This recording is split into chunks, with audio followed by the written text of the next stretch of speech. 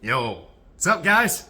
So this one's going to be about perspective. I'm not actually teaching you anything in this one. I'm just going to ask you a bunch of questions and give my own thoughts on those.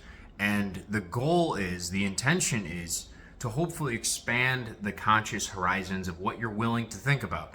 Some of these are going to get progressively more offensive as I go. And just know that this is not even 1% of how offensive I can get. I can get much more offensive because everything's perspective. And so, like, in life, I think it is important to draw people into a state of being uncomfortable because that's where you truly grow, okay? You don't grow if you're a seed. Like, imagine you're a fucking seed. Do you grow if you sit out in the sun or underground, under pressure, in the dark? Perspective. So, that being said, this is not how I'm going to film the entire video. This is just a different perspective, which I'm not really enjoying because not only do I have to stare at my fucking face this entire time, but you guys have to get really close to me, which is weird, okay? It's really weird. But, you know, now that I'm up close, there's another perspective. Let's start off with this one. Some people could look at me and say, oh, God, he's got like that 80s, 70s, 60s porn star look going on.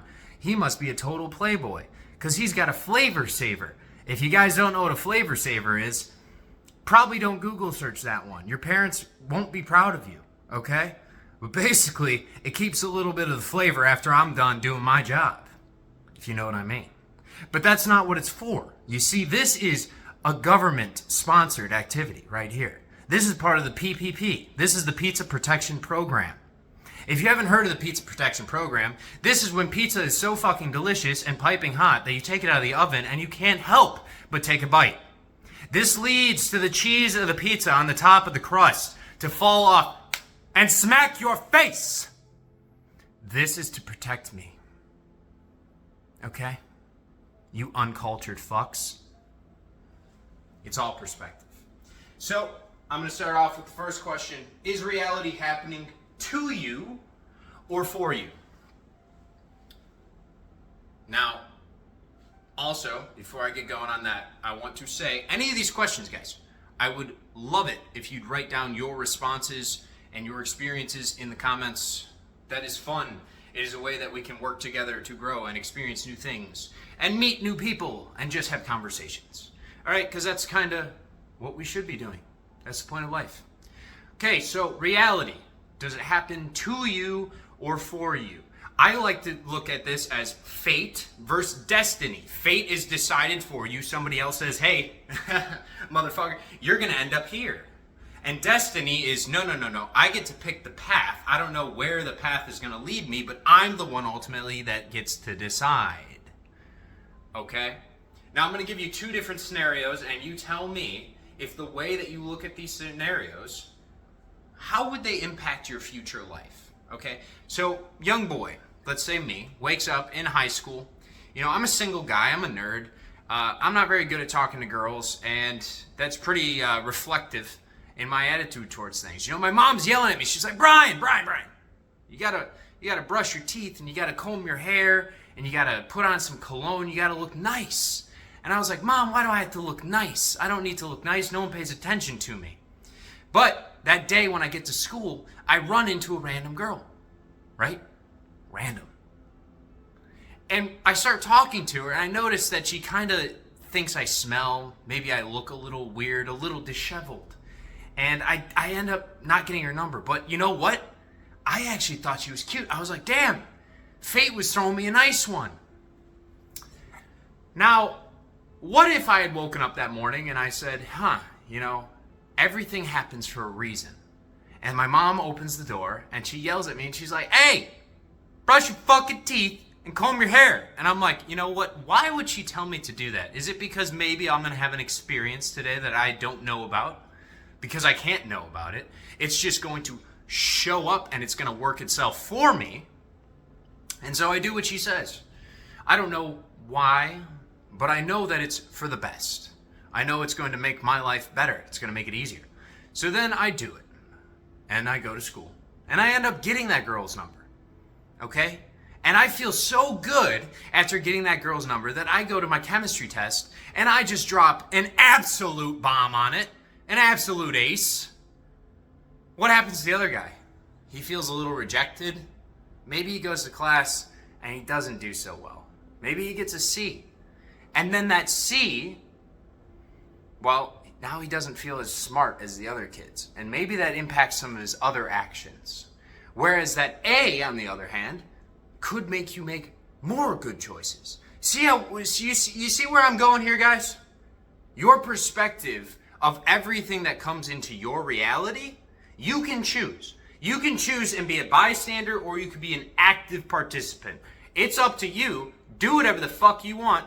All I know is, if you want to be living the dream reality, if you want the best out of your life, if you want to be highly desirable, a valuable human being, attractive and magnetic, and when I say attractive, I don't mean that everyone is going to be like Ryan Gosling hot. No. Attraction's much more important than that. You see, this 3D reality is just a shadow of the 4D. That sounds a little nuts. However, people feel your energy. They feel your aura. Even if other people can't read your minds, they can feel your thoughts. So who you are really does matter. And it matters a hell of a lot more than just your physical appearance.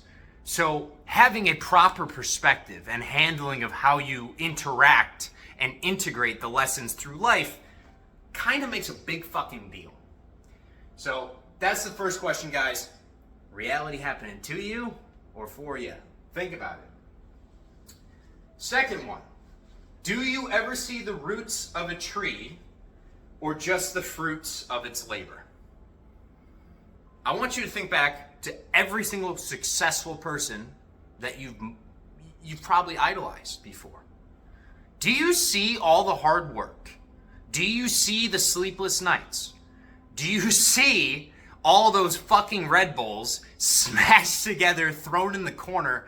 I mean, sometimes when I was on deep work cycles, I would drink maybe 40 Diet Cokes in a day. I know that sounds disgusting, but I'm not fucking kidding. I'm one of those guys that will go days without eating food, but I will consume so much caffeine that it should kill a normal human being. I'm not normal though, so I don't have to play by the same rules. Neither are you though, you see, because with perspective, you get to decide what's normal. You get to decide what challenges you get to partake in. You get to decide how good you become. You get to decide all of it. So, that being said, if you want the most fruits of your labor, you want to be the best tree possible, you have to grow the deepest set of roots. No one's going to see those roots. For the most part, you'd have to dig for them. That's like social media. You see what people look like when they post now, but if you want to see what they looked like in the past, you might have to go all the way back in time. You might have to get perspective from a different vantage point entirely. You might have to even go and check out their LinkedIn. If this was before whatever all the new job apps or whatever it is, if you want to hire somebody professionally, you might have to go there. You might have to look up their resumes. You might have to go over on Facebook. You might have to go on Vine. I don't fucking know. All these other places. The point being is, you don't always see what people go through, but you always see what they have. So instead of maybe envying somebody else for all the fruits that fall off their tree, maybe we should start envying people, not in a negative way, but envying their work ethic and asking them, hey man, how did you grow your roots so deep?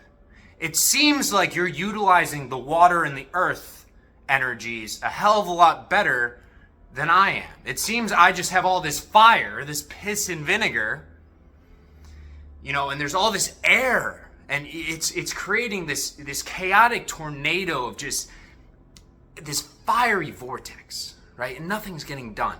And they're like, well, you got to ground yourself a little bit. You need a little bit more perspective, and you need to step into those things that make you happy and water them. That's how you grow the roots. You can't just go crazy all the time and be a fiery vortex, all right? You got to plant your home base. And no one else is going to see you do it. And you have to be loving of that. You have to be understanding of that, because the point of growing your roots is not service to self, it's service to others. You grow that tree, you grow those fruits to feed those that are not able to grow their own. That's a perspective and a half. Number 3, are C students chaos or creative? And also, flip side, are A students amazing or achievers? Or are they just AI? Okay? Now guys, before anyone gets mad, I was an A student and I'm about to shit all over A students. Okay? I think C students are the ones that actually run everything. And the reasoning for this is because they were the ones that realized in class. They had a perspective of, hey, you know what? I'm not going to use this bullshit down the road. I'm not going to use this class. However, I still need to pass it. So what is going to be the best way, the easiest way, the most efficient way to learn what I need to learn what I can actually utilize in my own life without wasting all my time doing all the practice sets and the homework and showing up to class and doing all the other bullshit. You know, by the time I got to college, I made the next step. I went from an A student down to a C. I still ripped A's, but I lost a lot of points for participation because I wouldn't show up to class. It wasn't worth my time. I was like, well, if I'm going to read the book, why do I need to go and also attend the lecture and then attend these labs and do all this? It was just so much time, and what I realized was it's just a waste of time. It's somebody talking to you, over you, for you, to integrate information into you that you may not even need. It's programming at that point. It's conditioning. Whereas I'm the type of person that thinks C students are geniuses because I'm like, those are the ones that will probably crack open a book to learn from the book instead of to just get an A on a test. There is learning for the need of A's, right? In which you're just like, hey, I need to know exactly what the answers are to the questions they asked me on the test. And if I actually know the information deep down, I don't care. Okay? I don't care. That's one way to learn. Or the other way is, hey, I'm just going to take what I'm going to actually be able to use. And anything else, fuck it. I don't care. And what's sickening is those kids usually get shit on in their grades. That's by design, by the way.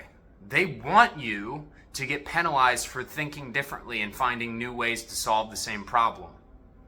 I discovered this the first time when I was in chemistry. I would solve thermodynamics equations using different means.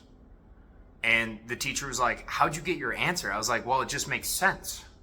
I would just do this. He's like, well, that's not what I taught. He's like, where the fuck did you even get that from? And I was like, I don't fucking know. I just came up with it, but it works. Why can't I use it? And he's like, because you have to use what you're told to use. If you use something else, you're not doing the activity right. And I was like, it's perspective, because now I'm sitting here saying, what the fuck? I thought you fuckers, I'm paying you money to come here to learn, and now I'm presenting you a different way to solve the same problem, which is, the mindset that will actually fix the world is, hey, we've been doing something wrong for a long time. Maybe we should change the process. Let's try something else. It's all perspective. Some people want you to fit in the box and only do what's in the box. And if you get an A for sitting in the box, some people, that's good for them. They like that. They love, the feeling of accomplishment, the acceptance of it. Whereas other people, not so much. They care about the answer. They're like, there's better ways to do it. There's more efficient ways to do it. It's all a sense of perspective. That's why I'm saying A students, are they achievers or are they AI? Because it seems to me like the modern A student, if you do everything that schools want you to do, you're essentially becoming a programmed robot. Okay? Like, you're going to answer every question the same as every other A student. Do you not see the fucking problem with that? Does no one see the fucking issue with that? Give me all the C students in the world and a couple D's. D student stands for degenerates.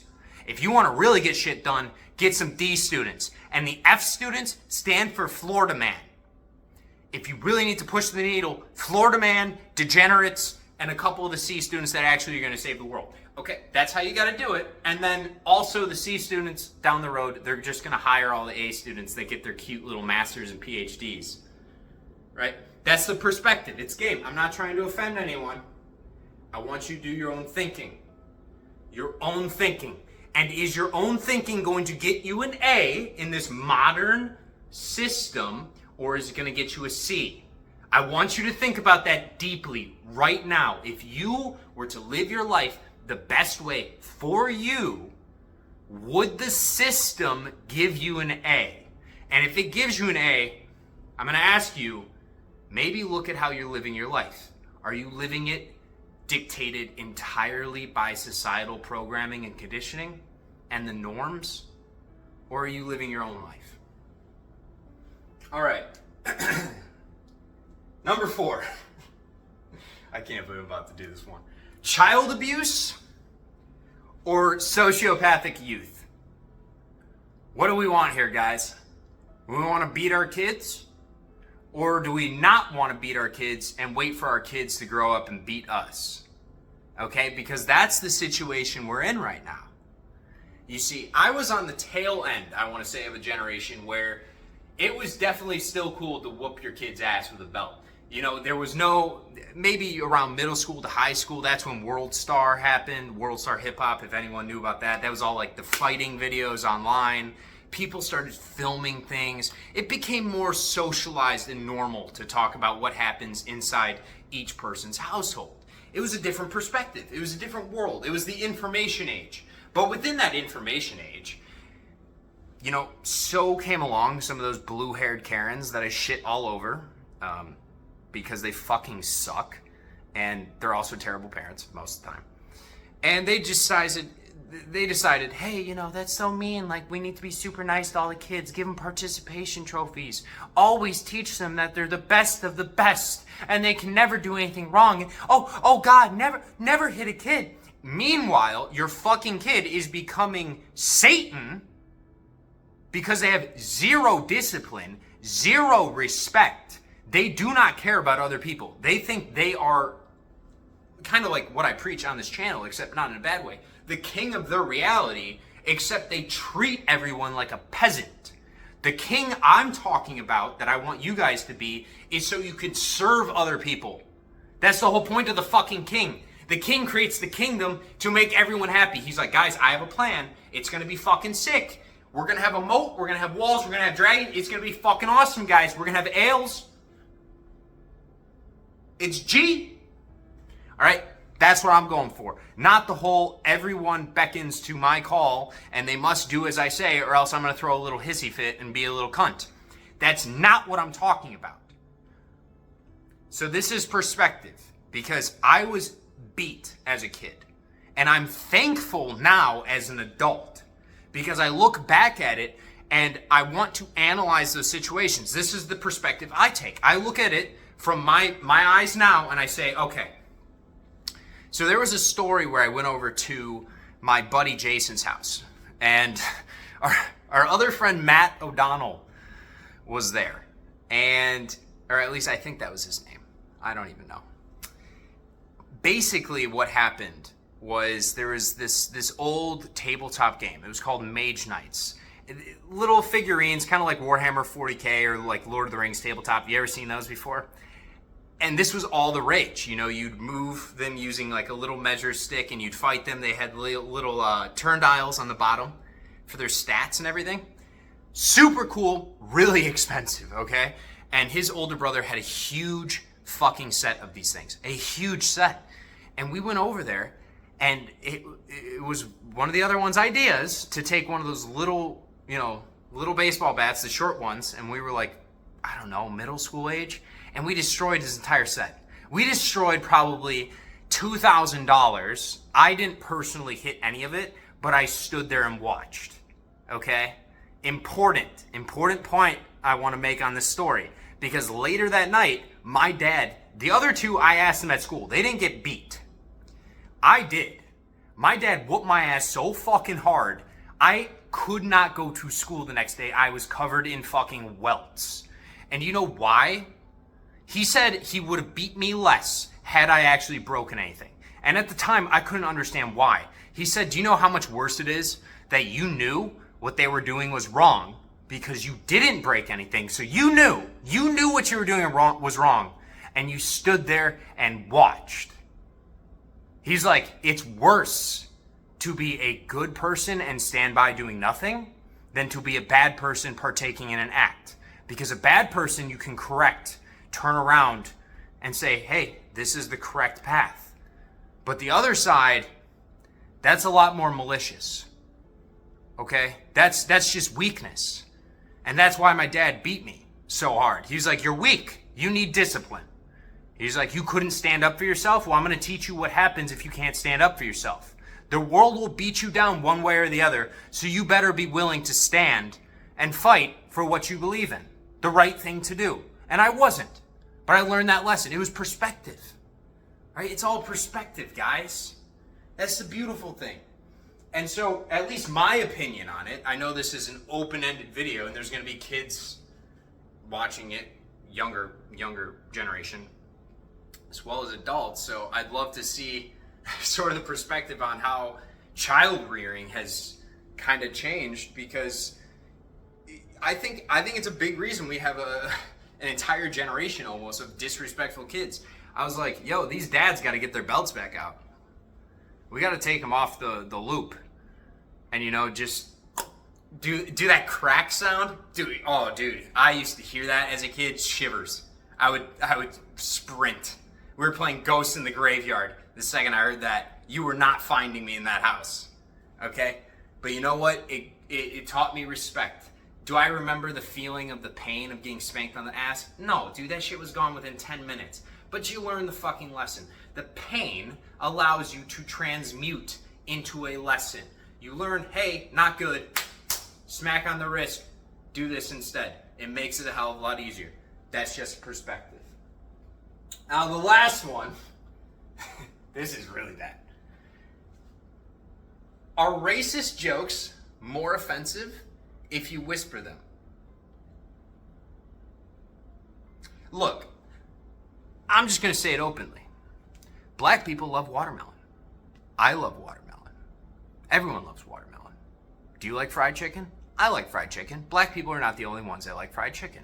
What I find the most offensive to be is to look at another race of people and say, oh no, you can't make fun of them. I think that's the most racist thing you could possibly do. And the reasoning for this is based off perspective. Because if I was a black guy, I would think it's very racist for somebody to say, hey, I can't make fun of that group of people. I'd be like, whoa, why can't you make fun of me? Is it because of the color of my skin? You know what the real reason is? It's rooted out of a state of, I'm better than you. I can't make fun of you because you're going to get too offended. You're going to take it too seriously. You know why we can't make fun of black people openly if you're white? Because they're weaker than us. We can't say those words because they can't handle them. That is racist. All right? True racism is putting everyone in different boxes and then saying you can't make fun of other people.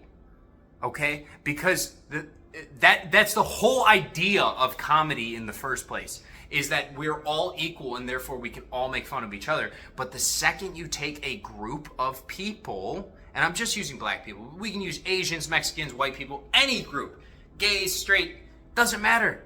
Literally anyone. The second you say you can't make fun of people, you are saying they can't handle a joke, which means they are not as good as you. That in of itself is inherently racist.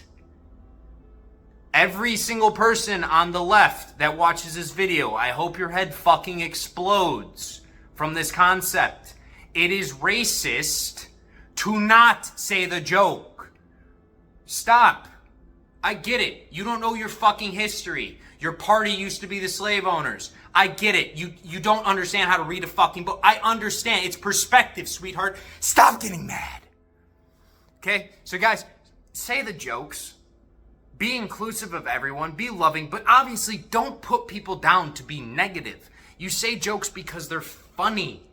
All right? I have black friends. I have Asian friends. I have Mexican friends. I make fun of all of them.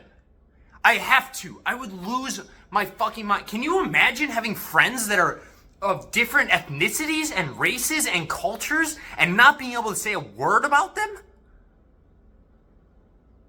Yo, half my frat in college was gay and the other half was like Indian. Do you have any idea how often I walked around talking like this, with my head going like this and saying, oh my God, you guys are wearing the Prada again? I would make fun of these motherfuckers so much, it wasn't even funny. Their parents would call me to ask me how their son was doing because they knew I was better at bullying them than they were. Yeah. Indian moms call you? That's crazy. Okay? But also, I learned the most because if you make fun of how much curry Indians eat, you're probably going to end up eating more curry in your own life. You're probably going to have more conversations with these people. You're probably going to learn something about other cultures, how other people actually view the world. You might learn a little something about perspective. So the next time somebody tells you, oh, you can't say a joke about a certain group of people, tell them to go fuck themselves and also ask them, you only hang out with just your own group of people. So maybe you should change your ways and view the world from a different perspective. And to do so, you should tell jokes that would be from all perspectives. All right, now obviously, guys, I'm not saying to use certain words. We know what words are never to be said, okay? But you can still joke around. It's all about equality. It's fucking equal. We're all brothers and sisters, and 100 years after you die, your bones are all gonna look the fucking same. We're all gonna disintegrate into dust or ash. Doesn't matter. Okay? Be loving, be open, have a new perspective towards life, and constantly work to expand your consciousness, guys.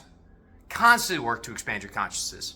That's the whole point of this fucking game. Alright? Enjoy yourself while we're stuck on this floating rock propelling itself through the universe. Enjoy yourself. Okay? And open up your eyes to a different perspective. Love you guys. Happy Sunday.